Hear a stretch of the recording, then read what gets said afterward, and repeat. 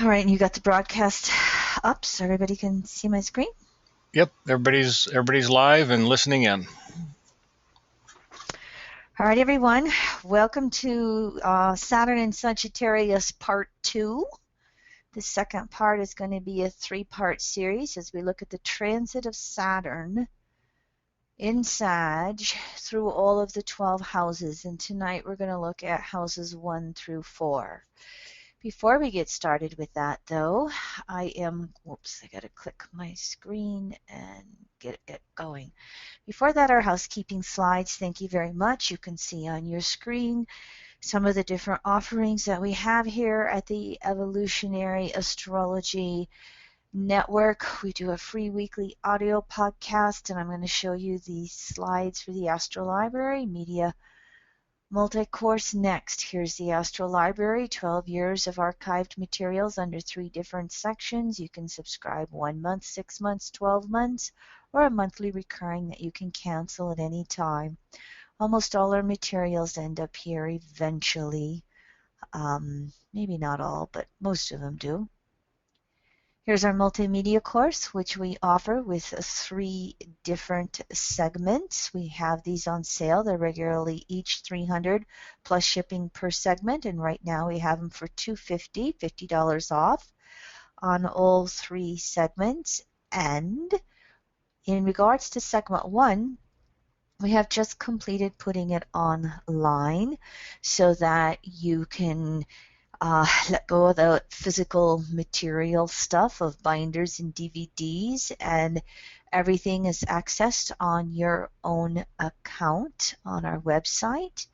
And we have a price of $200 for segment 1 when you purchase this way, and just use the online or digital only materials that you can get from any device that has internet access. So you can carry your materials with you on your portable device if you want to. And so again, here is tonight's material, Saturn in Sagittarius, covering houses 1 through 4. I'm going to pay attention to my time here a little bit. So after I get through these beginning slides, I equally divide that remaining time by 4 so that all 4 houses get equal time. As you can see from your screen, here are the dates that Saturn is in Sagittarius. It is almost 3 years, a little bit longer cycle for Saturn, other than these 3 months here from June to September, when it has retrograded back into Scorpio to finish up all of those deep emotional lessons of Saturn in Scorpio. Here are the 3 Saturn retrogrades that we'll have during its passage through Sagittarius. And as you can see right here on your screen, in 2015, from March through August, the first retrograde will tip itself back into the last couple of degrees of Scorpio. You can see in 2016 the retrograde is between 16 to almost 10 degrees Scorpio. And then finally in 2017 you see a retrograde between 27, 28 degrees Sag back to 21. So you might keep in mind these degrees right here for yourself as you are looking at your house cusps on any natal chart you might have drawn on to work with.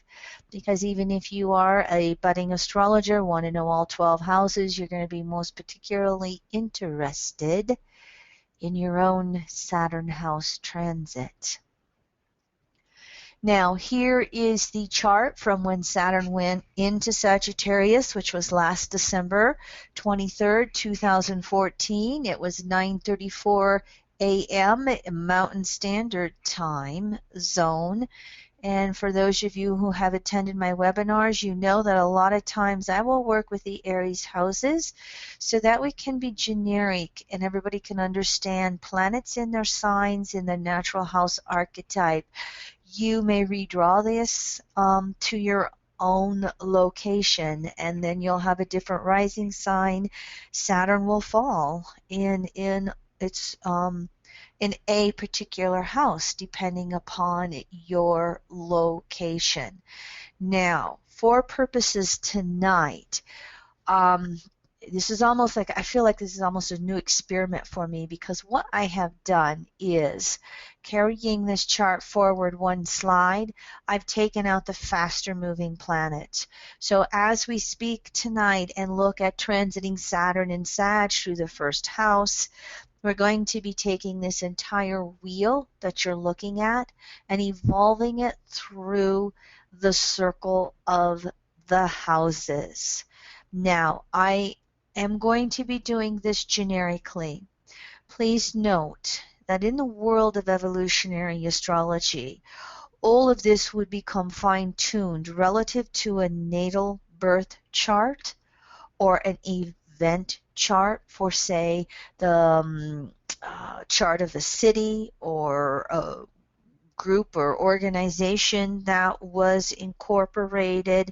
In other words, there's always going to be an inner wheel to what we are looking at. That is the starting point. Time is not going to allow me to use actual birth charts. I'm going to hopefully give you as much relevant information as I can, and also include the relevancy of all of the other transits of the outer planets. I refer you in more detail to the first part of the Saturn and Sag series, where we talked about the cycles. I went through each of the aspects that Saturn will make with the outer planets and Jupiter with Saturn through the next 3 years. I'll touch upon, again, each of these briefly. I refer you to more detail to that first Saturn and Sag segment if you want. Now, as we look at charts, well, I'll tell you when I get to the wheel and show you that part as we move forward. First of all, just a little bit of review. Saturn and Sag. The structure of consciousness is going to turn philosophical. It's going to look for deeper meaning and understandings. The structure of consciousness is expanding, evolving. It's that mutable fire of Sagittarius that Saturn is moving through. And then, of course, that Sagittarian energy is going to take some of these other key principles of Saturn, such as standards of right-wrong conduct.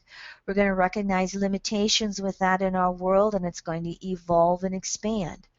We're going to be looking for truth versus lies in all areas of our life, not just the house that Saturn is transiting through. It's going to require us to have a degree of willingness to change with the times.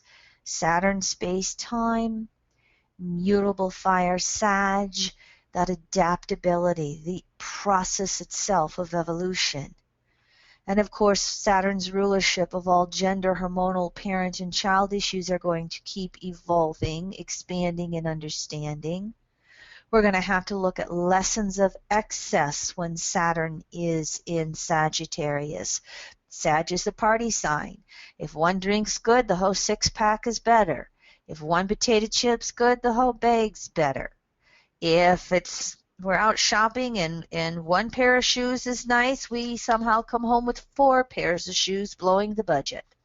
So lessons of excess. And sometimes when we're moving into something new, we have to open up the space. So along with those lessons of excess can also be the lessons of loss, to open up that void and make space for the new to come in.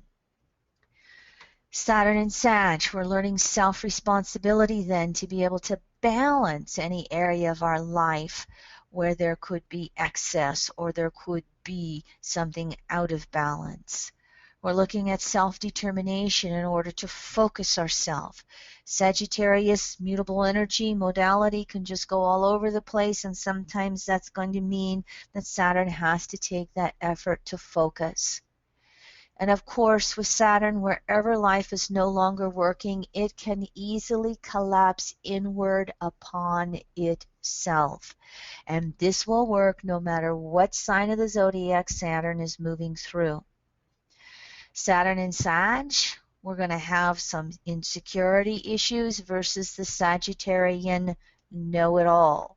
who thinks they've got the bottom line that then gets the Gemini polarity, exposing the weakest link to the argument or exposing an outright lie if necessary. Both Sag and Gemini can lie, exaggerate, trick, and both Sag and Gemini are searching to understand truth and walk their talk and speak their talk. We have integrity principles versus exaggerations, as I was explaining a little bit earlier. Authenticity versus compensating. This is a very good one with Sagittarius. If I can't stand in my truth and be who I really am, then I take on one of my many shades of pretending to be something else, and I compensate on myself. And I compensate with others as well, taking on roles they would like to have me play, versus again being real and honest with myself. We have alienation lessons in order to expand our understandings, and especially our understandings of truth. We have language and communication lessons, and as well with Saturn, any sign that it transits through, we have to deal with lessons of security. Saturn in Sag, it's going to be the evolution of security, most basically the evolution of security from outer to inner. And then that outer is replaced.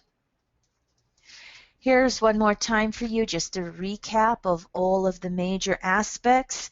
I've put these in date order. You'll have this PDF to refer to.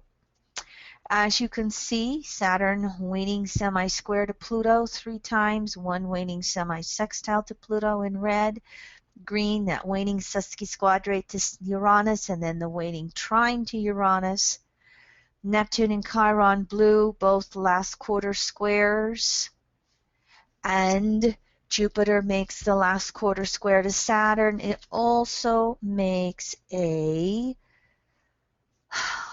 waning sextile to Saturn one time as well. I didn't put too much in on that one if I have it all. We'll talk about it a little bit. The other thing that I really did notice, though, about Jupiter is in 2016 when Saturn gets ready to square the nodes, and it's going to do that at about Saturn 12 degrees Sag, North Node 12 degrees Virgo, South Node 12 degrees Pisces.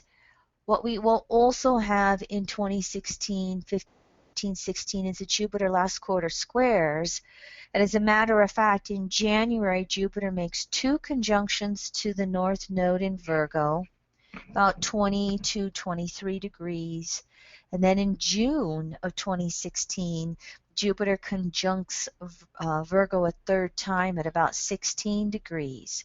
So I'll show you this visually, but the point is when Saturn squares the nodes, Jupiter's going to be conjuncting the North Node. So Jupiter and Saturn, interestingly, are going to have their little dance, kind of like we've been seeing across this winter with Uranus on South Node, Pluto squaring the nodes. They'll do this, though, in the mutable signs, Virgo, Pisces, and again, Saturn and Sag. So just a little brief review for you there. I also added these slides for you to see the rulerships of Saturn, the fact that it rules skin, skeleton, spine, bones, knees, teeth, osteoporosis, arthritis, decay, and death. Co-rules with Jupiter, pituitary gland, the master gland, thyroid, metabolism, speeding it up, slowing it down, prostate in men. Saturn rules in general any areas of crystallization, frozen and paralyzation.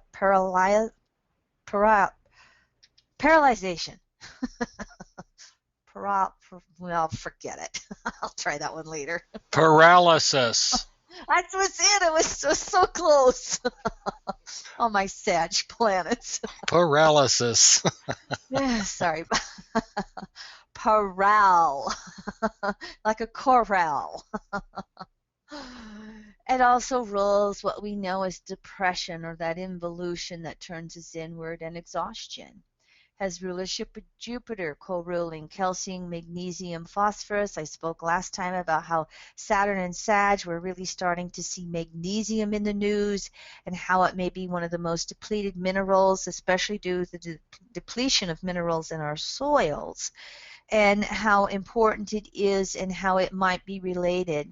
There are some in the medical community who feel that magnesium might be related to every manifestation of an imbalance we have. So if you are not someone who supplements with magnesium, I highly recommend you research the different ways you can get magnesium. I'm not quite sure of which one's going to be the best one. Always best through your food, but there are also those, again, in that alternative medical world who feel that we may not get enough of it from our food, and it may be something we need to supplement, just as we have to supplement vitamin D if you live above the 40th parallel in latitude anywhere along planet Earth. That also includes the 40th parallel below the equator as well. And of course, in the chakra system, it's the root chakra, and it's the outer layer of that crystallized layer, middle layer Uranus, the core is Pluto. So you can see where there becomes rulership of the anus, hemorrhoids, feces, and that ability to have an elimination process with Saturn versus paralysis. I got it. Crystallization, all that frozen stuff that we can see going on and all of that. Saturn in Sag. So then we can bring in with Jupiter's rulership of Sag imbalances in the pancreas, thyroid, again, pituitary, prostate. We also, with Sagittarius, bring in the liver. We're bringing in the sciatic nerve, which will also bring through the hips, thighs, legs, and feet. The sciatic nerve will have a lot to do with the energy that goes into the lower extremities of the body. We can have switching between left and right brains, confusion going on, absent-mindedness. I had a client who came to me last Friday. We're looking at her chart, don't have birth time on the husband's, older, lots of health issues, so worried about him, looking at the chart on that, even though I told her, I said, what did I say to you? She called me this morning after a Friday session, and she's, I mean, I remember the grief in her chart. We won't go there, Neptune. But she said, you told me my chart was getting hammered. And I thought I'd tell you that I just, the day after the reading, I slipped on the ice and fell and broke my leg. And it was the lower part of the leg. She had to cancel her vacation. So there's Saturn in Sag. Broken bones, because we're not paying attention. We have a little bit of absent-mindedness going on. Saturn in Sag is going to have a lot to do with an ability to simulate all of our nutrients. This right here, in a very generic process, unless about 70% of your diet is raw food, you might need to have digestive enzymes to help assimilate the food in your diet. Liver issues can come out, dysfunctions. Liver has a lot to do with, there's over like 200 enzymatic activities that the liver's in charge of, including helping us assimilate and clean out all the pure impurities in the system, and can rule any of the blood impurities when the liver can no longer move them out. I talked about prostate issues. Sag, Jupiter, ninth house, rules zinc and silica, which is also related to the prostate. And of course, any excess growths of all kinds starting to come out. I've noticed on one of my eyelids, I have this tiny, tiny little growth on the top of the eyelid that you can't see unless I close my eye. And I'm noticing that it is getting a little larger. And I'm like, wonder if I'm going to have to address that. So I say those generically. I'll try and bullet point some health and wellness issues as we go through all of this, but my favorite picture of Saturn, I just couldn't take it out of the slides. I love this photo. I have a Capricorn rising, everyone. So I've long learned to make peace with Saturn. So here's the thing as we start moving through the houses. In evolutionary astrology, the archetypes are interchangeable between the planet, the sign it rules, and the house it rules, which I don't have a slide for. So what I did is I put the planet in, I put the sign it rules, and I put the polarity, the modality, and the element. And I've lined this up for all three of them. So when we're looking at Saturn in Sagittarius, we're also working again with that archetype of Jupiter. And Jupiter Sag in the ninth house is active, mutable fire. And we talked last time how passive polarity, mutable, kind of energy moving inward or adapting, changing. And then we have that cardinal modality and active polarity that's just going out there. Well, when we put Saturn in Sag transiting through the first house, we're looking at an interchangeable archetype with Mars and Aries. And I'm going to get my graphics artist to give me the 12 houses. I knew that today and I just didn't get it done. It'll be there and whatever the next time we go through something like this. But here's the point. Active, fire. So we've got two fire signs, or a fire sign and a fire house that's going on. So it really puts a lot of active energy in there for Saturn. Now, here's what I wanted to say to you as we look at this evolution around the zodiac. You don't have to pay attention to the dates. I just decided to go close to the first time in March that Saturn is going to be turning stationary retrograde. I want to say it's 15th or something like that. Hold on. Saturn turns stationary retrograde March 14th at 4 degrees Sag, 56 minutes. So we've got Saturn stationary retrograde here, even though it's not showing up. But it got us into the Sag archetype well enough. And here's the other thing that I'm doing here. We're not going to use Aries houses because it would put Saturn over here in the ninth house in Sag, house matching sign or sign matching house. So I had to play with the birth data, or play with the time. Excuse me, not a birth time. I just played with the time. And this is what we call whole signs. If you're new to astrology, anytime somebody gives you their date, time, and place, but they say, I use whole signs, okay, that means it doesn't matter what degree is on the ascendant, 1, 2, 3, 25, 26, 27. Whole signs just automatically puts it to 0 degrees of whatever sign's rising. And then it follows 30 degrees around the chart. This is sometimes what your solar forecasting astrologers will do. They'll put the sun in the first house and run the rest of the chart around. Sometimes they can play with this as well. But in other words, my point is, it's not the data. It is transiting Saturn through the first house and using equal houses. That means Pluto's transiting Capricorn third, Neptune's transiting in Pisces in the fourth, and the south node Uranus transiting Aries in the fifth. If these planets transiting change signs, as you look at this around your natal chart, you're going to adjust 2 or more of my teachings on this subject. I had to make it simple and use equal houses in order to get through the material. So thank you for bearing with me on that. So this is what we look at naturally if we have transiting Saturn in Sag moving anywhere between through the first house. Pluto, Neptune, Uranus, Chiron, Jupiter, and I included the nodal axis because it is so active through this Saturn transit. So right now these nodes are in Libra, Aries. They go retrograde. In November, they're going to turn into Virgo, Pisces. And we're going to have, oh, I should take that back. We're going to have a T-square. You can see Saturn here.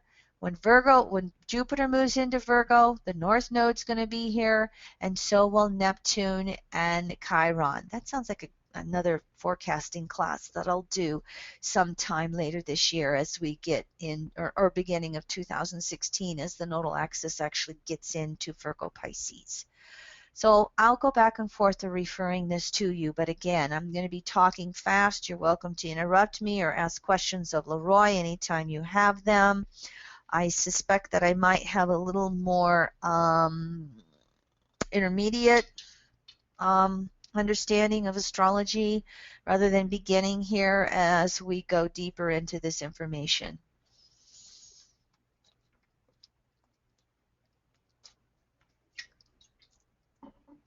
Thank you for letting me take a drink.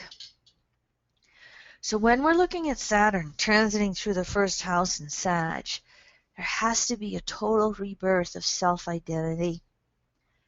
There has to be honesty with self. There's a rebirthing of self-determination.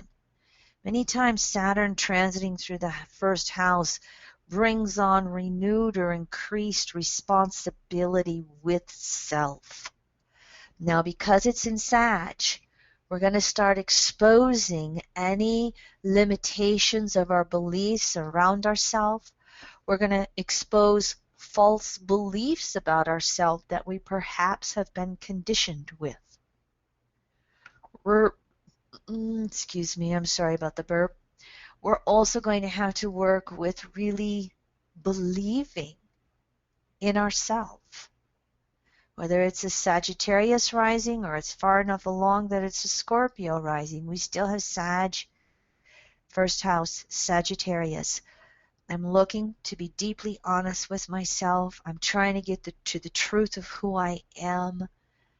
And I have got to believe in the essence of myself.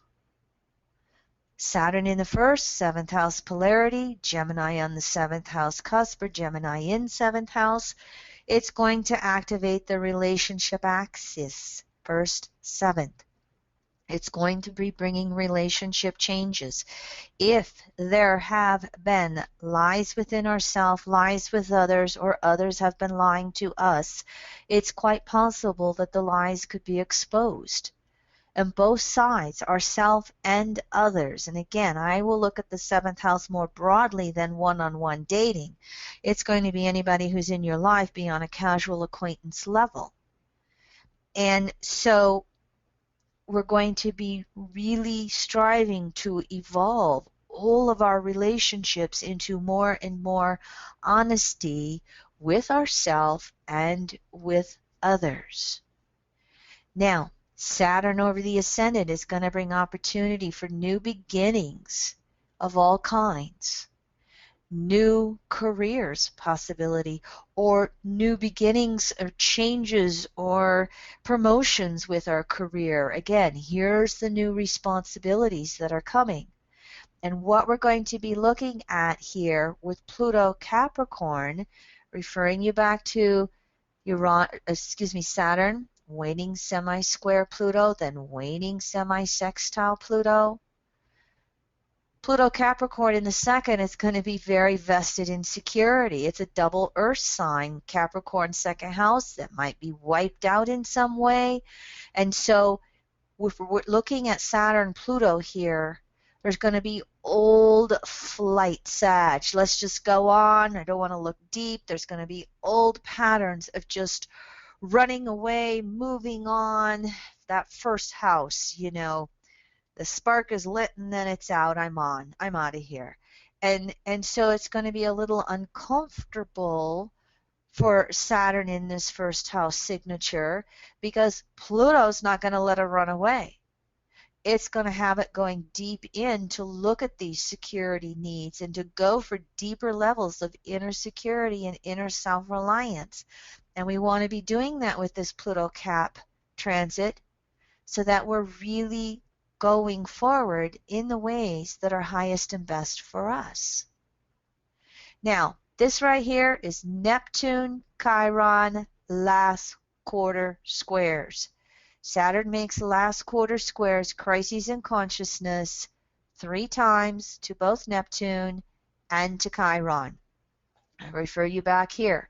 Here's Saturn, last quarter squares to Neptune and Chiron right here over the next few years. Last quarter squares to Neptune are 2015-16, Last quarter squares to Chiron are 2016-17. So you can see all the way through the 3-year transit, Saturn is in this last quarter to Neptune and Chiron.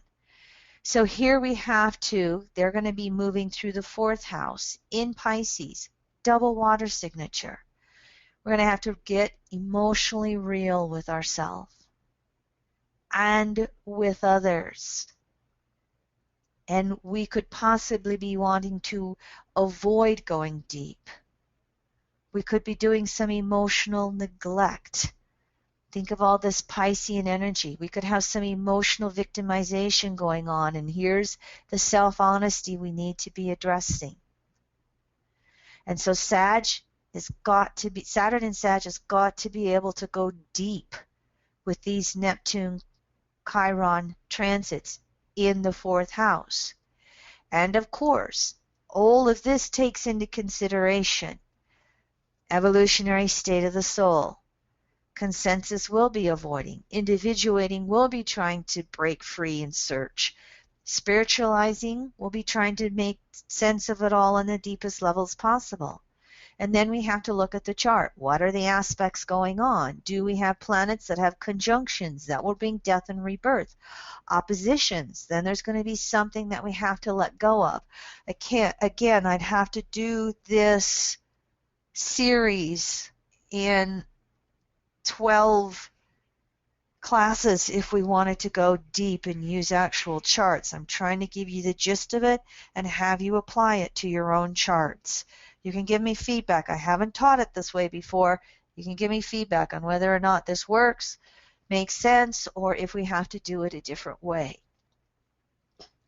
And so there is Saturn and Sag, instead of running away, has to really be able to do that involution, go within, settle into those emotions and how it really feels, and then see how it makes changes within oneself moving forward. First house energy can get quite defensive and argumentative, and especially if they're getting emotionally triggered, which will happen all through this transit with these two Pisces 4th house. There also is the grand trine in fire, and that, again, Jupiter's last quarter square to Saturn, Jupiter last quarter square Saturn, and Saturn square the nodes. I'll treat these two pretty close together through these houses, even though I kind of bullet pointed some keywords for you. First of all, this grand trine in fire. Saturn, as it moves through Sag, here's the trine. Uranus, South Node, Jupiter in Leo. This will mainly be 2015 when we look at this grand trine. When we move into 2016-17, these nodes will have moved into Virgo, Pisces. Jupiter will have moved into Virgo, along with, again, Neptune, Chiron down here in Pisces. So you can see where the grand trine in fire comes from. Then you're going to see where Saturn square the nodes comes into the picture as the next 2 years go by. So we're going to have a grand fire trine in fire houses, double fire signatures with Jupiter in Leo, Saturn in Sag, and of course Uranus South Node Aries. So it's just going to emphasize the creativity, the adventures, the movement of travel. Of course, having a double fire grand trine, we're really going to have to be careful of excess and, here's another one, Lee, grandiosity. Correct me if I'm wrong. Very good. Just, going over the top. Was that it? Grandiosity. Grandiosity. Yeah, I like that word. We're going to have to be careful with that one, with this house transit. And one of the things we can look at with that first house is what we call a superhuman complex or a God complex. That first fiery archetype coming forth into manifestation can think that it's, again, superhuman. It's Mars energy. It can do anything. Or it can have the inferiority complex about that relative to seventh house polarity, and everybody else does it better. So watch some of this tendency and energy that's going on. You want to slow it down. You want to be able to balance it out with this Saturn house transit. Apply some of that Saturn discipline. When Jupiter in Leo, ninth house, its own house, wants to just run away all over the place. And of course, Uranus, south node in Aries, fifth house. We want to reach for some really deep understanding about our childhood and love patternings as a child. Again, these two will be here in this fifth house. So there's an ease of understanding if we make the effort to search deeper and know more. But we also can just get carried away with that fire element and go all over the place. And whoops, and then, you know, we could have Pluto and Cap give us a few back to earth moments, and we can get the emotional shocks that'll come along with these two planets down here in Pisces when the party's over and it wasn't how we thought it would be. Jupiter last quarter square, when it moves into Virgo, it'll be in the 10th house. Here's career doubts and fears, letting go of old work, making improvements wherever necessary. Where am I responsible for what's going on in my work world with myself? Jupiter 10th, Saturn Sag 1st. No blaming others for what's happening, Jupiter, as it moves into Virgo. Saturn, square the nodes. We're going to have South Node Pisces, 4th, down there with Neptune Chiron, North Node Virgo. Cleaning up old familial karma. North Node Virgo, taking complete responsibility for ourselves. Jupiter's going to be sitting there. There's going to be an ability to understand what we have to be responsible for and release the victimization. Also potential to heal career wounds. I'm having an intuitive flash come through as I'm talking to you through this. When I go through, I'm going to make the PDFs, and I'm going to do 2 of them. I'm going to have this one, and then I'm going to evolve it until I put Jupiter in Virgo and the North Nodes in Virgo Pisces. I'm going to put a second slide in each of these so that you can understand the difference between those. That just popped in, so thank you for allowing me to do that. Just briefly, any questions I didn't answer before I move on?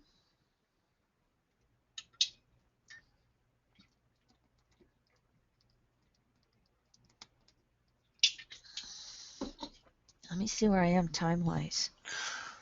All right. How are you doing? We do have a question on the board that I'm a little confused about, so I might just have Robin ask it. Do you want to take that, Kim?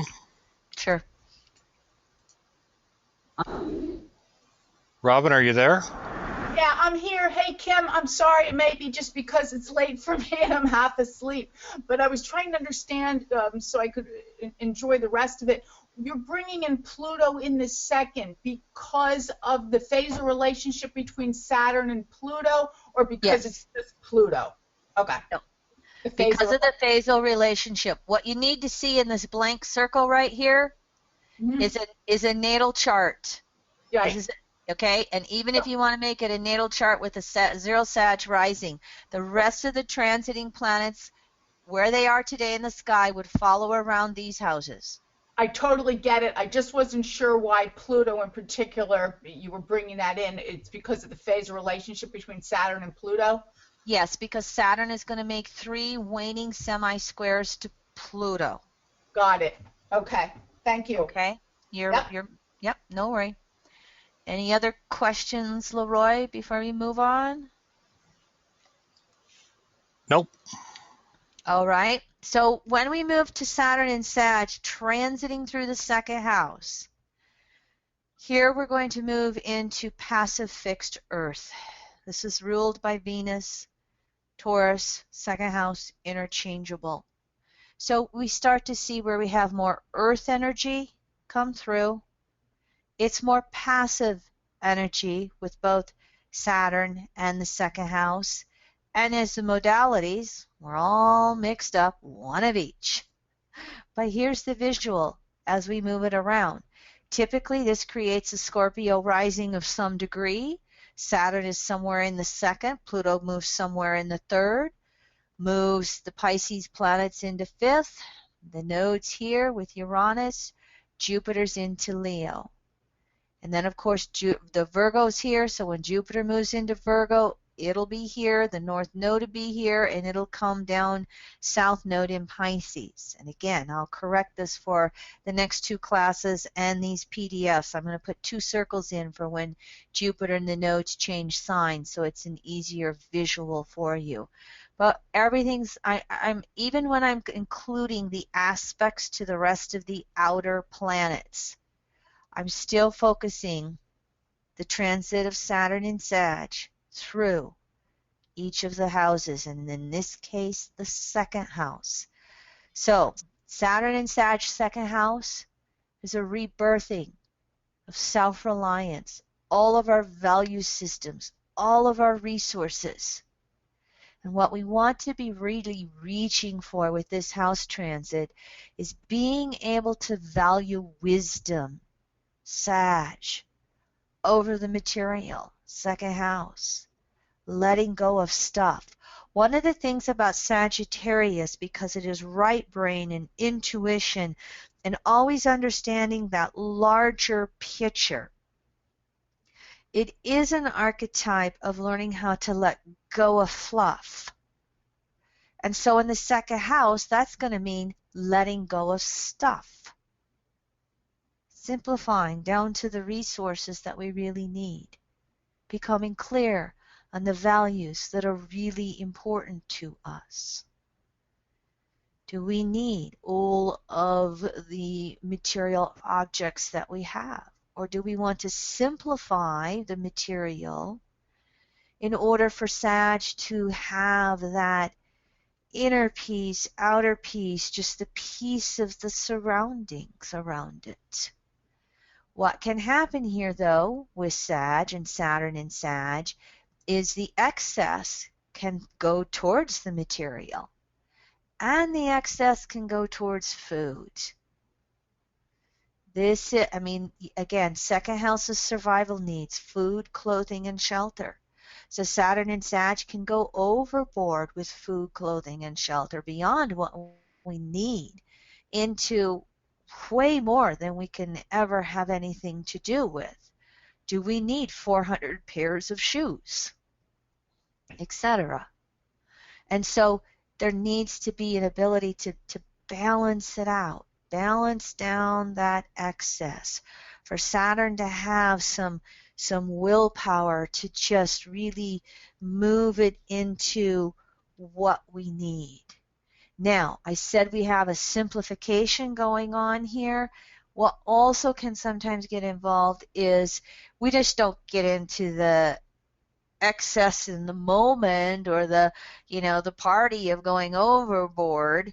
We can have deep insecurities going on here that lead us to be very hoarding or that lead us to be very possessing.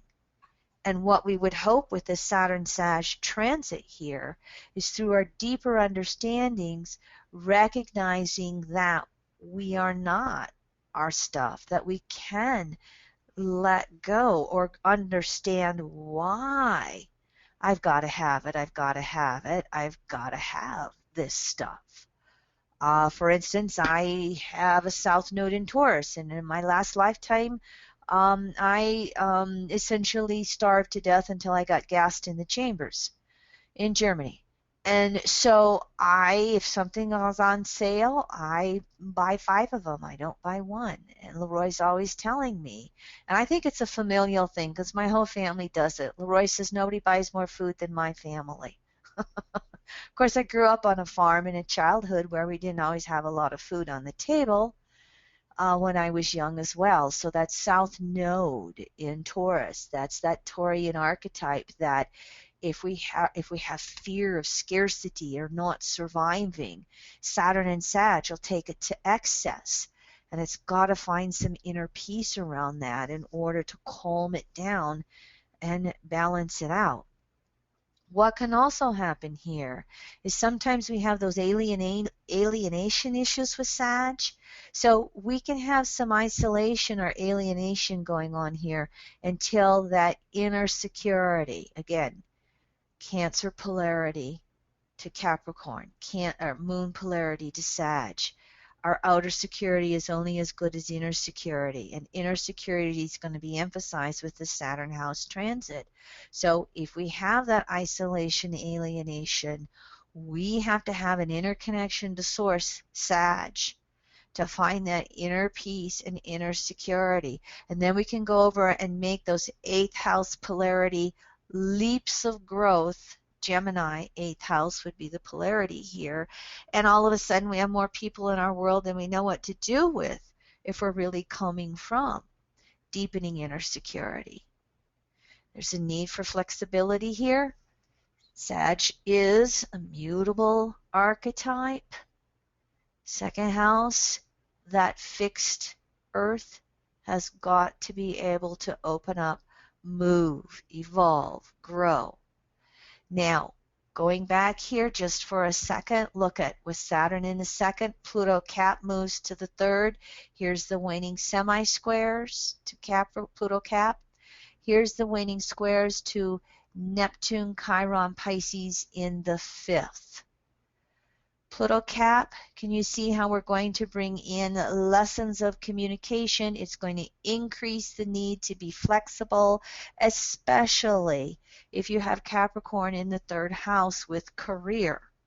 So back to this isolation, alienation, we may have some of this here.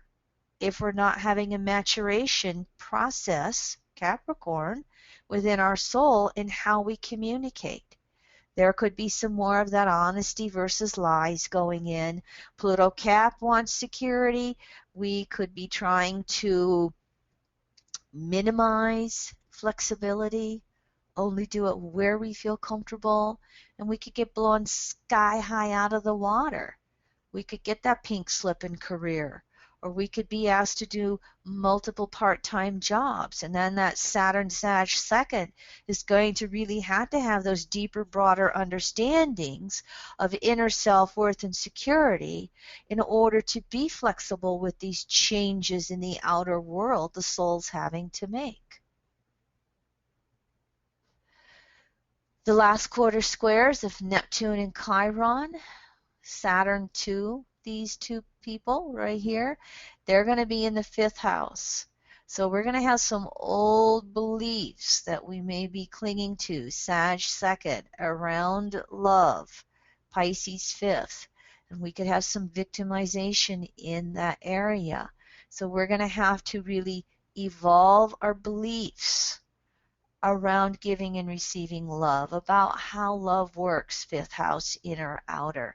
Pisces on the 5th house, about any sense of victimization in love. We could be playing games, Pisces, with love versus being honest with others. So we could have some exposure of this. If by some chance Saturn 2nd house with Neptune, Chiron here, if we are running around, this could create excitability with the sexuality 2nd house. If we're running around having affairs on our partners, this could be exposed. Last quarter square, crises in consciousness. What did I do? And on deeper levels, how was I crying out for attention to be loved? And can I love myself that way? We may find with this polarity over here, 8th house, partner having a love affair on us, and it all gets exposed. So we have to really be working with honesty and love here. And we have to be working with understanding deeper self-reliance, so we're not playing games between ourselves and partners in this whole arena. And Pisces, 5th house. This is looking for love on deep inner levels, looking for the ultimate love from source energy, and then seeing it reflected in others, versus looking at our partners as substitutes for God. Now, moving forward, when the North Node goes into Virgo, South Node Pisces, Jupiter goes here in Virgo as well, just showing you this visually. We have that grand fire trine going on. Back up, show that one to you too. Here, the grand fire trine, again, fire signs, earth houses. So when it starts to come in earth houses, what do you think is going to start to be emphasized here? The evolution of career, all our values around career, our day-to-day work around career. Uranus South Node is going to be in that 6th house Aries. We have to be careful of stirring up victimization, 6th house here. We really have to work with self-honesty. Uranus conjunct that South Node. And then that Saturn 2nd house can really be evolving its talents, its own resources, its ability to be self-reliant on deeper and ever more expanding levels. And then that Jupiter and Leo can see the career evolve, can see the creativity really coming out. So the grand trine, again, anything can be distorted, used or abused, distorted or naturally expressed. And here we have to be careful. Fire stirs it up. Earth, it's going to stir up resources. It's going to stir up career. It's going to stir up our values, day-to-day work, how we maintain ourselves in the physical world. Grand trine, we have to be careful of going overboard. We have to be careful of maximizing out the credit card. We have to be careful of living beyond our means in order to impress others. Some of the natural expressions of this is, again, if we start to be honest with ourselves, if we start to get really clear with these 2nd house values, and then really be honest with where we're at in the world and what is there for us to do with our career. We can bloom wherever we stand, okay, versus perhaps wanting to, again, live outside our means, compare ourselves with others, be more than we are. This is really to just get real in our physical world versus exaggerating it, fire trine. As I said, as Jupiter moves into Virgo, it's going to be in the 11th house. It's going to make the last quarter squares to Saturn in the 2nd. 11th house, Jupiter, Virgo, there's going to be Jupiter on the 11th house, in the 11th house, is going to emphasize that there's victimization and trauma under the surface. So Jupiter, expansion, opening up, is going to allow us to look at those deep wounds that could have us frozen, paralyzed from moving forward. And so, even though Saturn in Sag is in the 2nd, if Jupiter can open it up so we can address it, we don't have to be stuck, 11th house, fixed air. Jupiter helps with deeper understandings, Saturn in the 2nd helps with deeper understandings, and we can go forward. We can let go of all that old stuff that no longer works, including those old mental patterns, old friendships, old tribe, old past life woundings. We can let go of that stuff, and then we can actually, Sag, believe it or not, move forward with what is highest and best for ourselves. We've got a double Jupiter signature going on here with Jupiter in Virgo and Saturn in Sag, and Jupiter a last quarter square to Saturn in its own sign. It's going to allow this fixed energy, 11th house Jupiter to 2nd house transiting Saturn, to move forward, to just let go. Right here, Jupiter and Virgo right here, last quarter squares to Saturn. Here's the fixed energy. But Virgo's mutable, Sagittarius is mutable when Jupiter's there. So it's moving forward in whatever ways are highest and best for us to do so. The evolving inner self-reliance to do it. And then Jupiter can help break free right here and really affect some healing, Jupiter and Virgo, within ourselves. And of course, look at here. We're going to have a T-square of Jupiter to Neptune and Chiron with Saturn and Sag as we move through 2016-17. Again, this is a insight of what's coming. We can always look at it in the future a little bit closer when we get there. So the other one is Saturn square the nodes from the second house, South Node 5th Pisces, North Node Virgo 11th. So we're going to have old wounding between ourself and friendship, between ourself and others in love. We're going to have to affect some objectivity around the issue of love. That's going to be the North Node in Virgo, helping us discern objectivity versus Piscean South Node 5th remaining stuck in love. So we can really bring, again, objectivity in all areas with that North Node in Virgo. And it's going to allow such an evolution of self-reliance to come through with this Saturn transit in the second house. It will allow one to go into entrepreneurialism. It would allow one to, find some of the deepest levels of inner peace with this transit. We don't have to be stuck in our little world. We can really be evolving it and expanding it. And it can really help us find deep self-reliance as we open up and heal that woundedness and victimization of Virgo on the 11th house. And the North Node is in Virgo. So the South Node Pisces 5th, the themes will probably be around love. And it will be around creativity.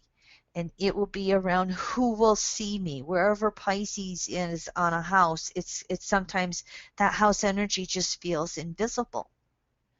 And so that need to be seen. And so Pisces on this in the 5th house, we could act out to be loved. We could act out to be noticed.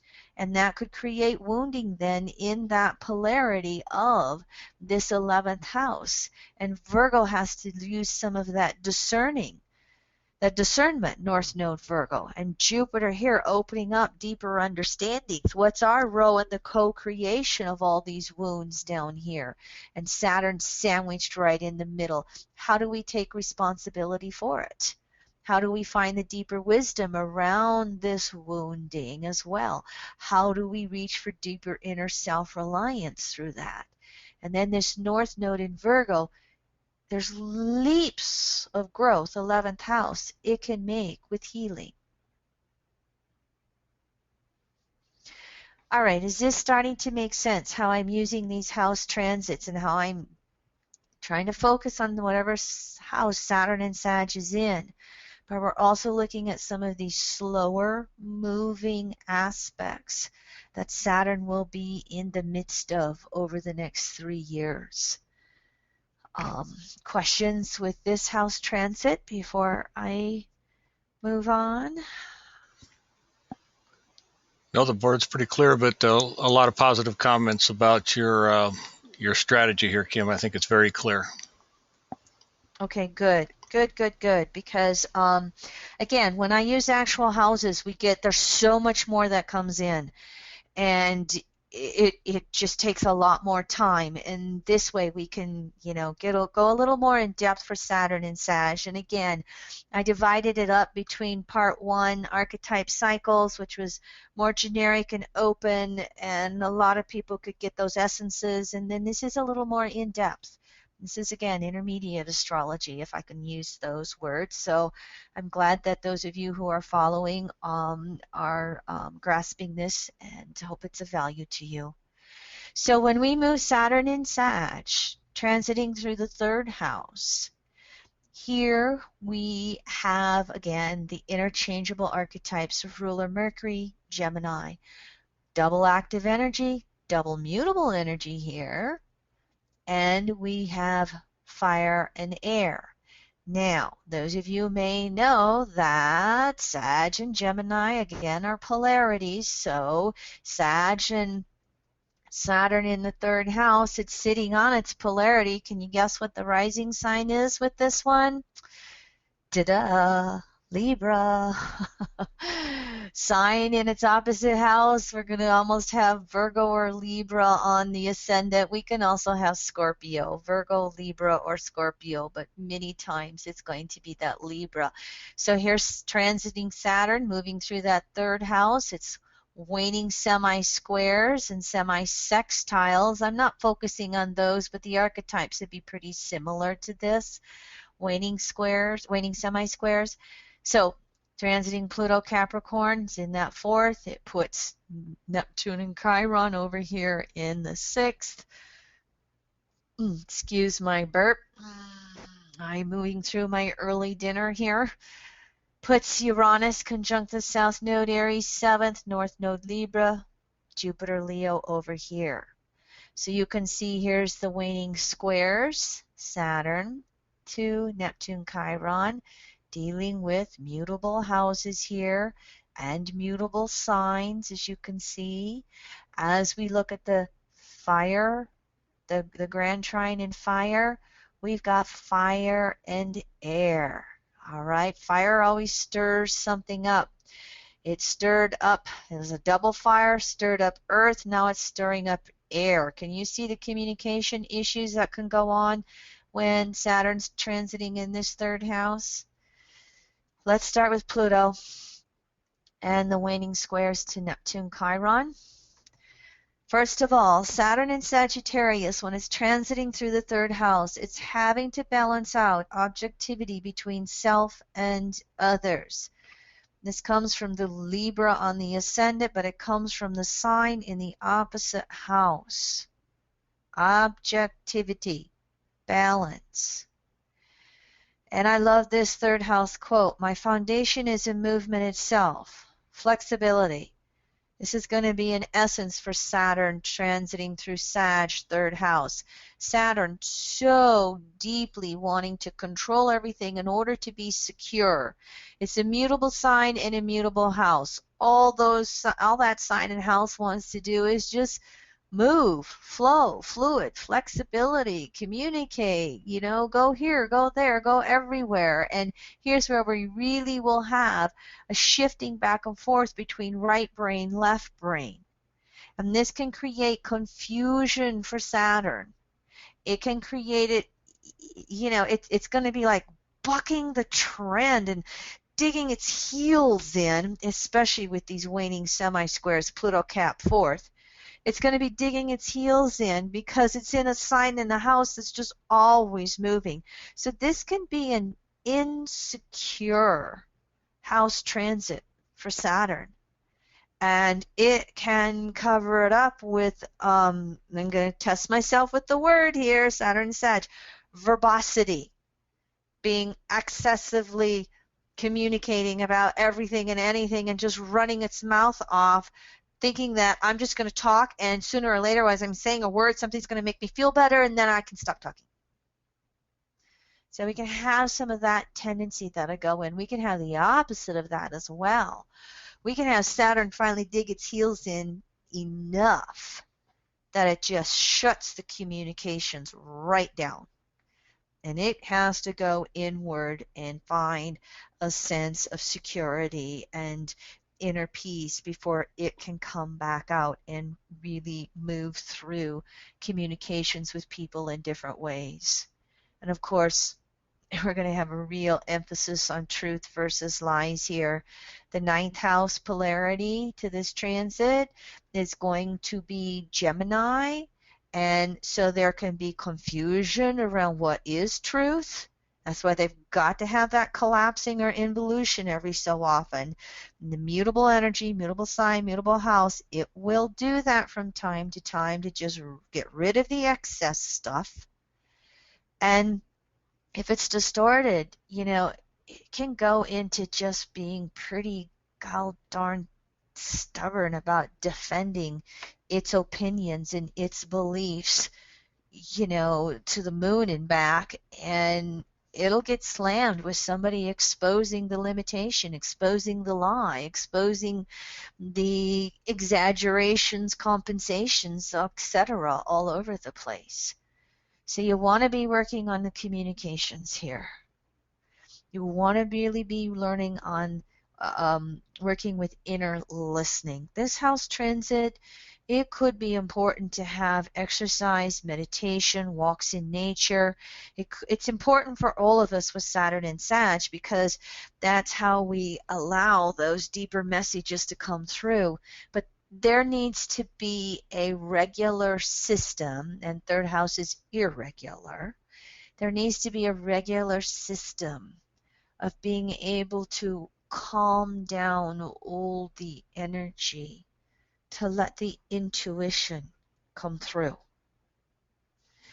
Now, believe it or not, what will help in that matter is the Pluto Capricorn transit's going to be in the 4th house, and it's going to provide a deeper kick to involute, go inward, when this Saturn house transit is just running all over the place, when it goes to the excess or the extremes. This transit will require Saturn to go emotionally deep. And it's when it gets in touch with these deeper emotions that the intuition can have that bottom line or deeper understanding and calm it down, balance it out. There's going to be a tendency with this house transit here to just want to skip over or rationalize feelings and emotions. And Pluto Cap's going to have that last word, waning semi-square. Saturn surrenders to Pluto. It's going to force it into these emotions. It's going to force that withdrawal involution. We also, there's going to be a need to readdress in some way all the familial relations and karma. And Pluto Cap 4th house to take on self-responsibility for all of that familial karma. So that's this Pluto Capricorn 4th house is going to have a strong interaction with the Saturn house transit. It is with all of them, but there's such a shift from fire and air to water and earth right here between Saturn and Pluto that this will really get into some of the bottom line energy. And to the degree that this is being addressed, the emotions, the familial karma, self-responsibility for it all, it's going to ease up the mutable energy that's going to come after that. Because, again, just to show you, here is Saturn in the 3rd, last quarter squares to Neptune, Chiron, Pisces, 6th house. Victimization, anyone? All of the sadomasochistic extremes. Here's where Saturn is. It's searching for deeper truth and the relevancy of personal truth to release old guilt, old judgments, to learning how to be really gentle with oneself, to unconditionally love self. If we're getting into those distortions, we're going to re-imprint victimization. We're going to come through with all kinds of guilt or judgments. We're going to be very critical with ourselves. We could be running around telling the lies, rationalizing it away versus being real with ourselves. So there's an honesty that is always going to come up every Saturn, Sag house transit. Some of this honesty is going to be around our health issues. It's going to be around being able to really calm down that unconditional self-love and that relationship with source energy because otherwise the stress can just be magnified here, or the checkouts and the addictions can be magnified here. We'll be running around here. We need this Pluto Capricorn transit in the 4th to calm this energy down here. Grand trine, as I said, fire stirs up air. Can you see now all the relationships, all the communication issues that can start to go on with everybody? There's going to be things coming up between, I want to be in a relationship, I want my freedom. I want to be in a relationship, I want my freedom. And this is going to be stirred up in, you know, the friendship that turns into the love affair, so to speak. Positively, this is going to be the creativity that can just spark forth, and the partnerships that we may get involved with, the communication issues that can just explode and evolve between ourselves and others. We could take relationships to a new level as we learn things about ourselves. We could take friendships to a new level. We could take creativity to a new level. It will be done with others. All of us, you know, usually have a mixture of what we would call a distortion or wounding or karma to the archetype in a negative way or wounding way. And all of us will have the evolution, the natural expressions, and the karma of a more positive type. Most of us usually have a mixture of the two. So you see how this will start to come through. You really want to get clear about a lot of the old sadomasochistic distortions and the truth of natural spiritual laws and principles, because that will allow you to be gentle. It will allow you to calm down so that you can really address improving upon yourself, not just a physical health, but improving mental health. Pisces, improving emotional health. You know, Earth sign, improving work and career. All of that can be to the degree that Saturn and Sag is searching for personal truth within an alignment to universal truth as best as we know it. Here's where I put this grand trine in. Communication issues to the forefront. New levels of understanding, or confrontations around lies versus truth. Let me go back one more time and show you. When Jupiter reaches Virgo, it'll be in the 12th. North node reaches Virgo, it'll be in the 12th. South node to be here in the 6th in Pisces with Neptune Chiron. Generically, it's going to be such an important factor to be able to make some breakthroughs with sadomasochism when we look at this T-square of Jupiter to Neptune with Saturn as the halfway point of searching for the truth. I'll give you some dates and degrees upon this when we do the second part of this 3-part series. I knew Virgo was approaching North Node, but I had forgot about South Node and Pisces and Neptune Chiron. So I'll give you a couple of slides on that just because Saturn and Sag is going to be very active within that as it moves through in a planetary configuration over the next 3 years, or a year of the next 3 years, 2 years of the next 3 years. So again, as we're looking at this T-square with Virgo, last quarter square Saturn, and in here with the nodes and Neptune Chiron. First of all, Jupiter's last quarter square to Saturn, Jupiter Virgo 12th house. We're really going to have to believe in ourselves again. We can have Virgo on the 12th do all those re-imprinting of victimizations and the excess of Jupiter, you know, just going overboard with it. Old patterns of victimization or checking out, rationalizing, Virgo, Jupiter, self-honesty, flexibility, changing how one thinks and processes information. communicating with others, communicating with source energy. All right. Virgo. One of the things about Virgo is the way it will get into that whole procrastination, and because of Mercury's co-rulership and the inner side of Mercury here, passive polarity, we can have some real circular energy that goes with Virgo, and that's what can happen here. You put it in the 12th house and it can just get into old circular patterns with addictions. And as Jupiter has these last quarter squares to Saturn in the 3rd, see why it's so important to have calming factors with this house transit? That deeper understanding of truth, and then how is it my truth? And Jupiter and Virgo in the 12th could have confusions around that. And we're having to let go of those old confusions.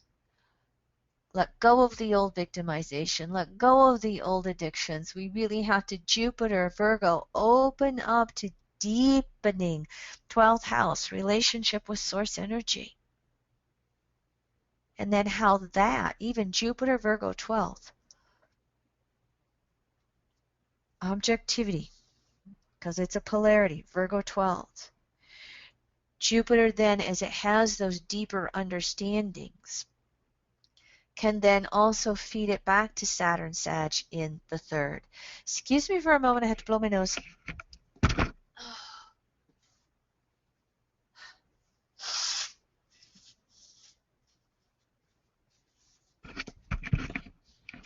Well, I made it. I held it in. But I did blow my nose. So can you start to see this? I mean, we really have the mutable signs and the mutable quadrants polarities to each other. Or the mutable signs and the mutable houses polarities to each other. And if we work with that energy, it can be opening up to deeper understandings. Jupiter opening up 12th house to some of the deepest levels of truth and understanding it. Saturn and Sag is doing that. All of both Jupiter in the 12th and Saturn and Sag working to do it on a conscious way. And then learning how to really walk our talk. So Saturn square the nodes is going to be a lot more of the above with this. That being careful to re-imprint the victimization. Saturn bouncing back and forth between the two, and it can get into the confusion again here. So you can see why I've put addictions. And when I say addiction, I don't just mean physical addictions like drugs and alcohol. It can be food addictions. Addiction can be physical, emotional, mental, and spiritual. Addictions can be on all 4 levels. All right. I have a tendency to think of it with food or substance, but you know the exerholic at the gym, you know, the person who's got to go to the gym 7 days a week, and if they're not there 3 hours, they got to punish himself. That's an addiction. That's a wounding that's led to addiction. We can have emotional, mental, spiritual addictions. And so Jupiter's going to be opening up new levels of that. The North Node is going to be helping us understand that and evolve into new healing therapies, evolving into new abilities to heal ourselves, especially as that South Node in Pisces brings up the old wounds around that. So there's either there's a flip-flop back and forth between re-imprinting wounding or being able to see it in deeper ways than we've ever noticed it before. And then Saturn and Sag, how do I make sense of it? And again, it's going to be going from North Node Pisces, or excuse me, South Node Pisces to North Node Virgo. All right?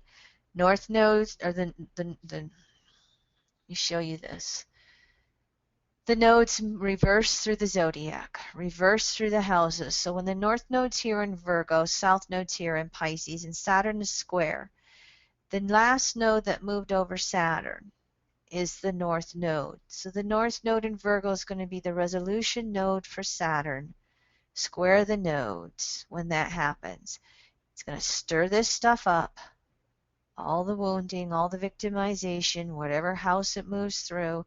But this is where the healing is going to take place. Jupiter in Virgo is going to have to open up and apply practical ways to heal.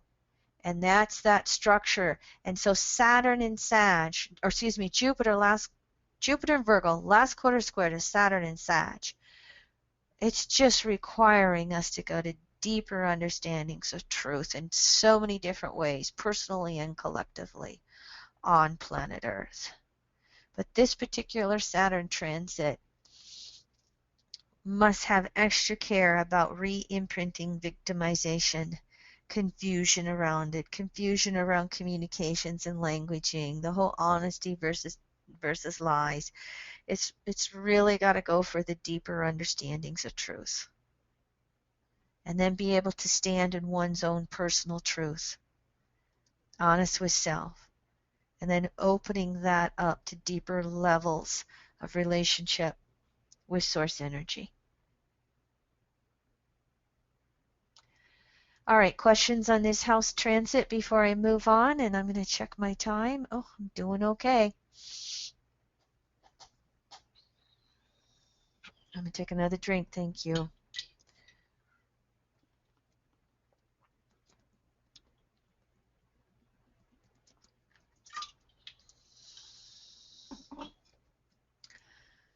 I'm going to assume quiet Leroy means it's okay, or else he's busy typing back and forth to you and he'll interrupt me. So looking at this fourth house transit of Saturn in Sag, as you can see here, we're looking at the interchangeable archetype of Cancer. It's ruler the moon. We have passive cardinal water. So here we have two passives. We have two cardinals, but we got all the elements mixed up. All we're missing is air. And here in this place, Saturn is moving through the house opposite to its own personal rulership. And so if we look at this visually as a circle, here you can see transiting Saturn then shows up in the fourth house, again, opposite house that it naturally rules, 10th, Gemini's up here. The waning semi-square to Pluto happens with Pluto Capricorn 5th house. The waning or last quarter squares to Neptune and Chiron in Pisces happen with these two planets in the 7th house. And when we look at the grand trine in fire here, we have fire and water. Fire stirring up the water. You know, the Hawaii volcano that's going on. All that lava. Did you by any chance see the internet pictures where the lava was falling into the ocean, and as it immediately got there, it just was crystallized and hardened? We also will look at fire and water as, you know, stirring up a lot of steam as well. So let's look at this archetype. When we put Saturn in Sag through the fourth house and we're mixing earth, fire, water, that's quite a bit of energy to have coming together here. And so there's a need to be able to settle into deep emotional truth versus glossing over the surface Sag, racing ahead to avoid it Sag, or just going into those emotional extremes and exaggerations, you know, fire stirring up water to create steam. With this house transit, we can have emotional excesses and just, again, carrying the emotions to extremes beyond what is necessary to communicate with someone else on emotional levels. Part of it with Saturn, sometimes there will be a withdrawal but the Sag energy counteracts that. And instead of Saturn going deep, because remember how Saturn is the outer layer of the root chakra, how Saturn likes to control the boundaries of consciousness. It likes to keep that lid on. It likes to keep that crystallizational form there. As the fourth house is the polarity of the natural archetype of Saturn, Saturn really doesn't want to go deep. It means Saturn has to let go of control. And so Sag gets to run away with it here. It gets to just dip its toe in, get a little bit of emotional perspective, and adios, I'm out of here. That was enough. I'm done. How many of you have ever done charts for people who have moon in Sag? Or moon in the moon in Sag or moon in the ninth house? It takes a bit for these people to sometimes go deep. They'll philosophize their emotions rather than feel them. And that's what Saturn can have a tendency to do with this Sag fourth house transit. And so it might have some, emotional events come along that just pull it down or knock it down into the emotional body, and I'm sorry, that's it. And there's a possibility of just, really going into a deep involution. However, again, it keeps getting pulled out by Sag, and I don't know how long they'll stay that deep. So what needs to be able to happen here is an emotional maturation process to understand that, again, I'm thinking of this whole separation of spirit and flesh and just denial of the senses that goes on via sadomasochism through religious conditioning, and how we've really got to honor that emotional body as part of the intuition. Sag is intuitive from a broad, abstractive, I get it, deep, understanding of it. Whereas the emotional body, when its intuition is working, it can be quite personal and it can be quite minute, down to the point that you're having conversation with one of your loved ones and your gut says, he just lied to me. You don't need such big, deep understandings for that. You just need to honor the emotions. And that is somewhat about what this transit house of Saturn is going to have to get around to.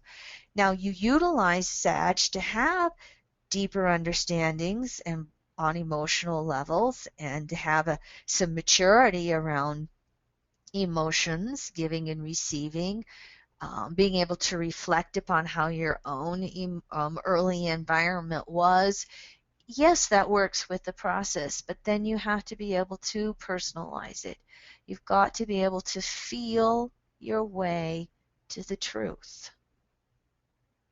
And many times, that's how we need to know it. The gut doesn't lie. We just rationalize it away. We've been taught to trust the head, not the gut. And that's what this transit is all about. So, of course, it's going to be about healing old wounds with mom and dad and siblings, all the old familial wounds. Matter of fact, just bring in all the ancestors as well if you want to, and work about having broader understanding, Sag, about the familiar patterns in your family. But then how does it affect you personally? How do you want to evolve beyond the wounds? How do you want to heal them now that you know what they are? There can be a lot of familial stuff that'll come up in this Saturn Sag transit. I just want to run away from it. It could be that with Sag on the fourth house, you don't live where you were raised. You went to search for your own tribe, and it wasn't the biological family. But this Saturn transit could bring some things up around that. Now, Pluto in Capricorn is in that fifth house, so it's going to bring about the ability to grow up, to love ourselves deeply on an inner level, deeper lessons of fifth house Leo. Okay. No more excuses on any level. Saturn and Sag fourth to this Pluto cap. It's going to have us looking at self-responsibility, looking at that maturation process in giving and receiving love. Being responsible again for loving ourselves versus always wanting it to be everybody else. You know, my lover left me. You know, I'm.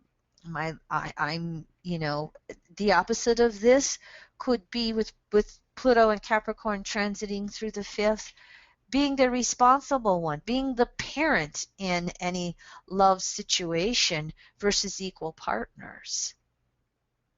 And then this Saturn in Sag here is going to be saying emotional maturation, so you're not the parent in order to feel in control and in charge.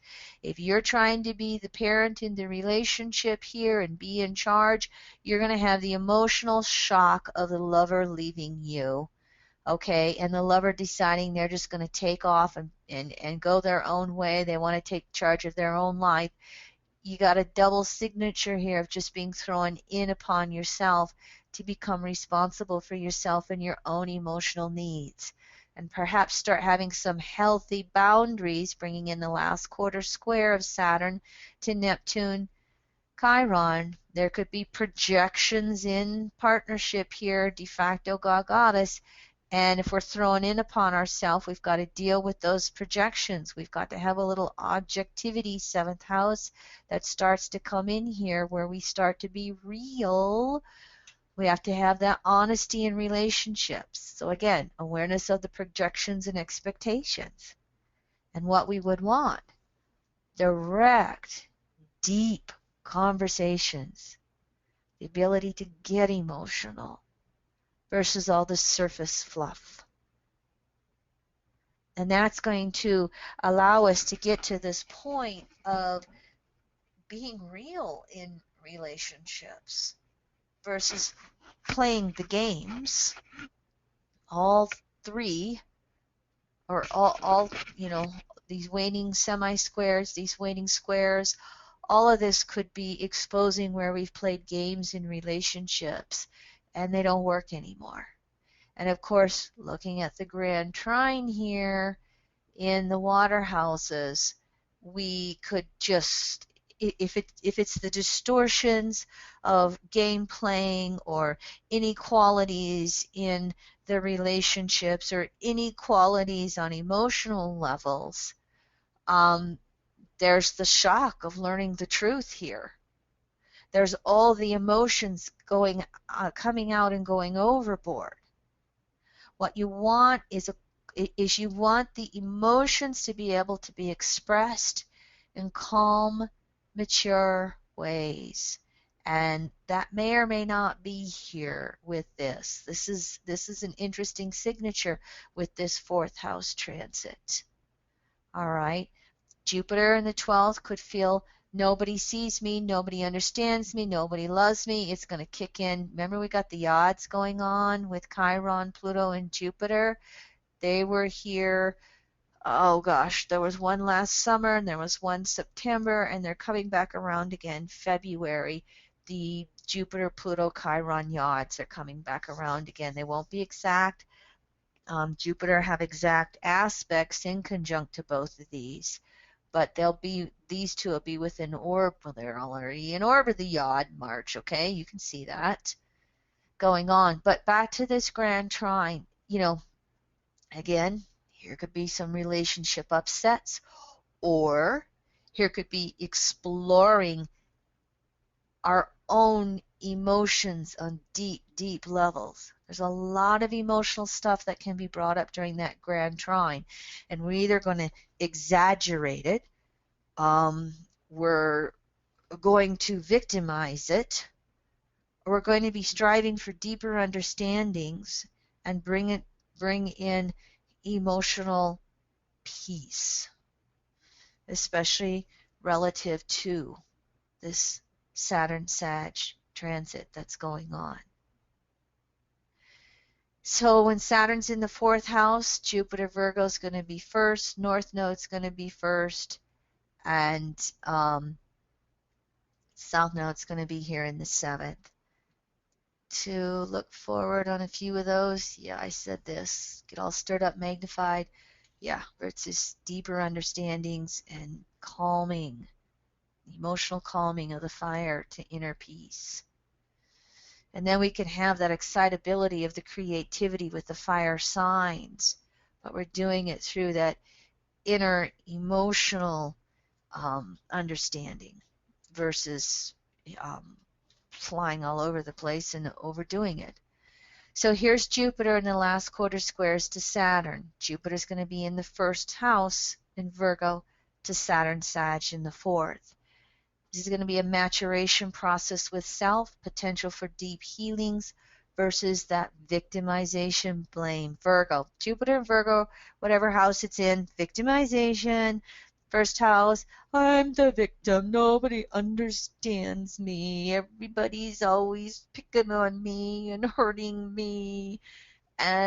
Or we become the bully. Jupiter, Virgo, first house, we become very defensive. We can become, a big bully in, arguing. Jupiter, our point of view to the moon and back within Virgo. And yet, what did I say? Maturation process with self. Maturation process is going to be first house. It's going to be last quarter square to Saturn in the fourth. Self is going to be first house. It's like, okay, Jupiter and Virgo is going to open up all that wounding to grow up, not stay stuck in it. And if we're wanting to grow up, the deep healing is going to be Virgo, Jupiter and Virgo, opening up deep healings, any house. And then relative to the last quarter square to Saturn in Sag, there is, again, deep emotional healings as that Jupiter first house energy grows up versus, wanting to project it seventh house polarity or wanting to be defensive or just wanting to, be immature about it, wanting to be the first house infantilism about it. Now, I also think that this is true with the nodal axes as well. With the North Node, Virgo first house. And again, I'll show you this one more time too. When the North Node comes here into Virgo with Jupiter, South Node's here in Pisces, and this down here in the fourth house. Can you see the South Node in Pisces tendency here to project?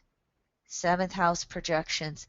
Pisces just go into, deny and project, I used to say in my early days with Piscean 12th house energy. Don't want to look at it, can't go deep. I'm just going to deny and project it out there. And then we wonder why we have the Virgo crises or the sixth house crises opposite it.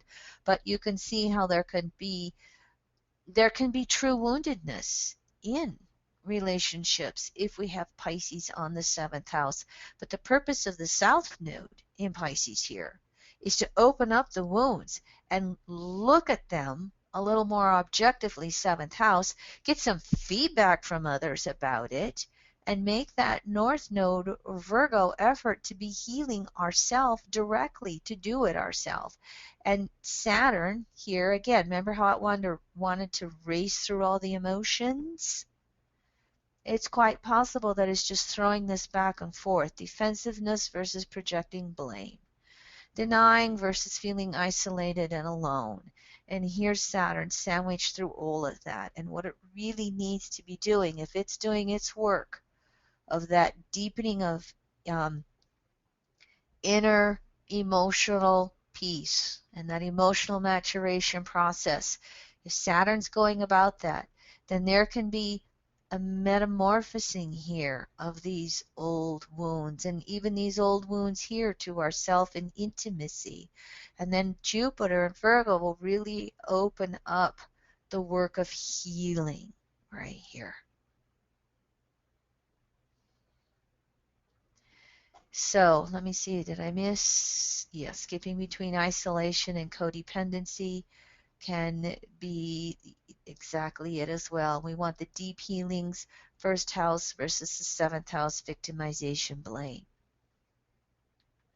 All right, so this was just trying to lay an understanding of how these transits in generic terms, again, all this is going to be relative to the natal chart. What natal planets are being aspected? Where does natal Saturn sit by house sign aspect? It's going to be relative to the evolutionary state of the soul. How evolved or expanded in consciousness is it? And it's just going to be relative to what we call the circumstances in their life or the environmental conditionings. EC is what I say for short. But this can at least then give you some generic baselines to then take it deeper in your own chart. Or if you are evolving into being a practicing astrologer, to help you with looking at some of the lessons of the transits on a collective level via the personal houses that get personalized even more by a natal house. All right, so that in essence is my material. Any specific questions with this fourth house transit that I just went through? I forgot what sides I put next. Oh, my nice little one here. Again, any Saturn Sag house transit, as we know, what is the deepest, broadest level of truth I can understand with that house energy? I want to know the truth with that house energy. And of course, my favorite Louise Hay quote, everything I need to know is revealed to me, and everything I need and desire comes to me in my highest and best time-space sequence. And so, questions, again, anything finishing up that Saturn and Sag fourth house. I think we'll do the last two segments next week, and I'll put 2 slides in. I'll put that Virgo nodal axis in. I'll put the Jupiter nodal axis actually in Virgo Pisces so you can see that better. Mercury retrograde. Of course, I'm going to fine tune it.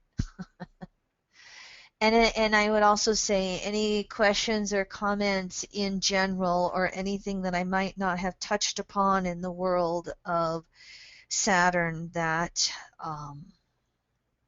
you may have a question upon.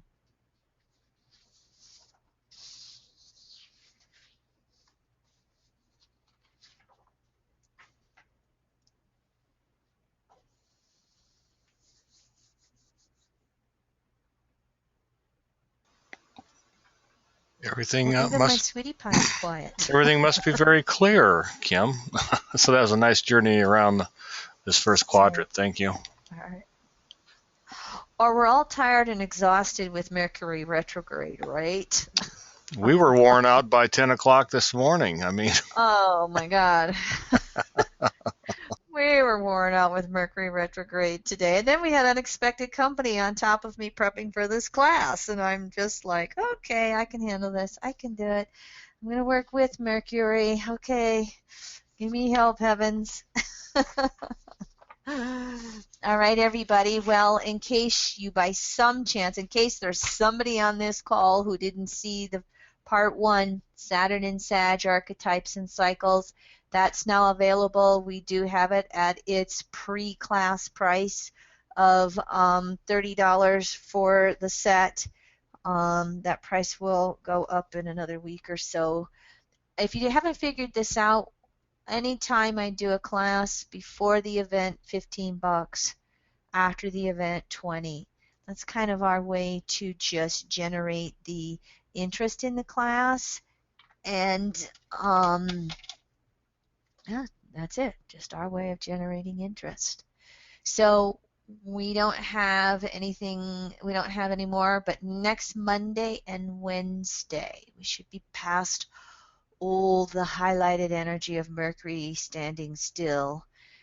Next Monday and Wednesday, we'll look at houses 5 through 8 and 9 through 12. And so I thank you all very, very much for your interest in this part 2 of Saturn. Have a good week and just pace yourself, breathe deep through this Mercury retrograde. I'm really noticing Mercury in these air signs, and watch yourself out there. Surround yourself